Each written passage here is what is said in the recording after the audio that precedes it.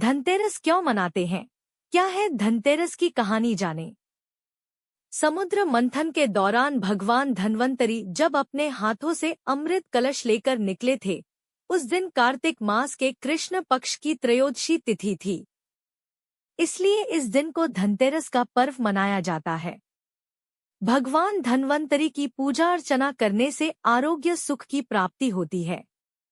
आइए जानते हैं धनतेरस का पर्व क्यों मनाया जाता है और इसकी कथा क्या है। कार्तिक मास के कृष्ण पक्ष की त्रयोदशी तिथि को धनतेरस का पर्व मनाया जाता है। शास्त्रों के अनुसार इस तिथि को समुद्र मंथन के समय भगवान धन्वंतरी अमृत कलश लेकर प्रकट हुए थे। इस वजह से इस तिथि को धनतेरस या धनत्रयोदशी तिथि के नाम से ही जाना जाता है। भगवान धन्वंतरी के अलावा इस दिन माता लक्ष्मी, धन के देवता कुबेर और मृत्यु के देवता यमराज की भी पूजा की जाती है। इस दिन दीपावली का पर्व शुरू हो जाता है और इस दिन सोना चांदी या नए बर्तन खरीदना बहुत शुभ माना जाता है। आइए जानते हैं धनतेरस क्यों मनाया जाता है और इसकी कहानी क्या है। चिकित्सा विज्ञान का किया था प्रचार। भारतीय संस्कृति में स्वास्थ्य को ही सबसे बड़ा धन माना गया है और इस दिन को राष्ट्रीय आयुर्वेद दिवस के रूप में भी मनाया जाता है।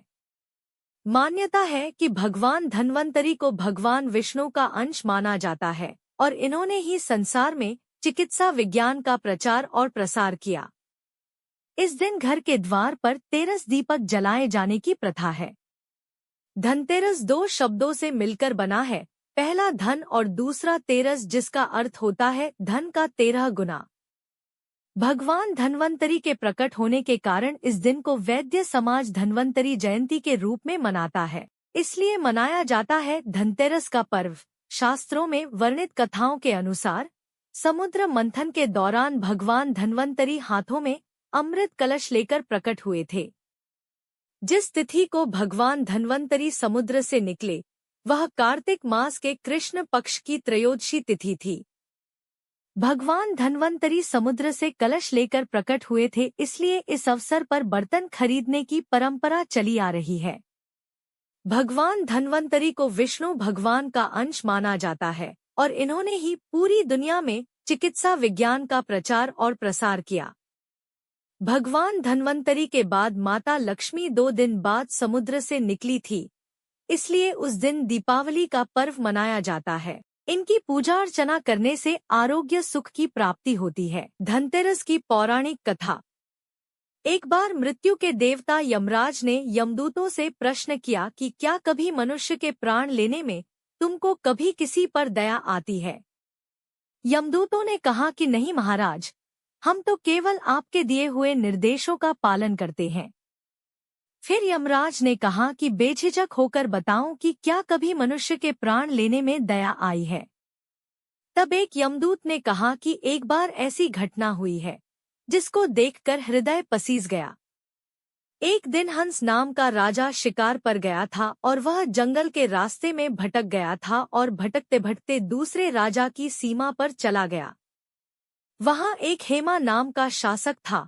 उसने पड़ोस के राजा का आदर सत्कार किया। उसी दिन राजा की पत्नी ने एक पुत्र को जन्म भी दिया। ज्योतिषाचार्यों ने की भविष्यवाणी। ज्योतिषों ने ग्रह नक्षत्र के आधार पर बताया कि इस बालक की विवाह के 4 बाद ही मृत्यु हो जाएगी। तब राजा ने आदेश दिया कि इस बालक को यमुना तट पर एक गुफा में ब्रह्मचारी के रूप में रखा जाए और स्त्रियों की परछाई भी वहां तक नहीं पहुंचनी चाहिए। लेकिन विधि के विधान को कुछ और ही मंजूर था। संयोगवश राजा हंस की पुत्री यमुना तट पर चली गई और वहां राजा के पुत्र को देखा। दोनों ने गंधर्व विवाह कर लिया। विवाह के 4 दिन बाद ही राजा के पुत्र की मृत्यु हो गई। तब यमदूत ने कहा कि उस नवविवाहिता का करुण विलाप सुनकर हृदय पसीज गया था। सारी बातें सुनकर यमराज ने कहा कि क्या करें, यह तो विधि का विधान है और मर्यादा में रहते हुए यह काम करना पड़ेगा। यमराज ने बताया उपाय। यमदूतों ने पूछा कि ऐसा कोई उपाय है जिससे अकाल मृत्यु से बचा जा सके। तब यमराज ने कहा कि धनतेरस के दिन विधि विधान के साथ पूजा अर्चना और दीपदान करने से अकाल मृत्यु नहीं होती। इसी घटना की वजह से धनतेरस के दिन भगवान धन्वंतरी और माता लक्ष्मी की पूजा की जाती है और दीपदान किया जाता है। धन्यवाद। अगर आपको यह जानकारी अच्छी लगी तो हमारे चैनल सुविचार की सुषमा को सब्सक्राइब जरूर करें।